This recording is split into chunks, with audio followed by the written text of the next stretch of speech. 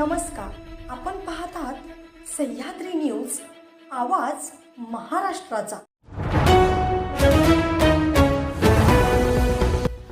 ATM उघडणाऱ्या चावीने 1.5 मिनिटात 10 लाख रुपये लंपास। CCTV footage समोर। आपल्या आजूबाजूला अनेक चोरीचे प्रकार घडताना आपण बघतो। चोरी करण्यासाठी चोरटे अनेक युक्त्या वापरताना आपल्याला पाहायला मिळतात।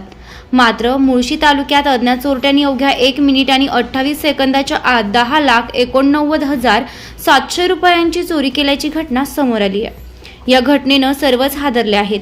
पठ्याने ना हातोडा ना इतर कोणत्याही हत्याराचा वापर करत त्यानं एटीएम मधील कॅश लंपास केली। दोघांनी काही वेळात लाखो रुपयांवर डल्ला मारलाय। याबाबत पौड पोलिसात अज्ञात व्यक्तीविरोधात गुन्हा दाखल करण्यात आला असून मुळशी तालुक्यातील पिरंगुट येथील पुणे जिल्हा मध्यवर्ती बँकेच्या एटीएम मध्ये हा प्रकार घडलाय।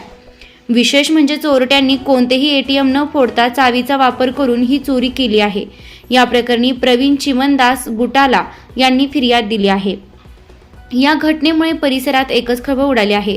याबाबत पोलिसांनी दिलेली माहिती अशी की मुळशी तालुक्यातील पिरंगुट गावच्या हद्दीत असलेल्या पुणे जिल्हा मध्यवर्ती बँकेचे एटीएम आहे। या एटीएम मध्ये 2 व्यक्ती पैसे काढण्यासाठी आल्या।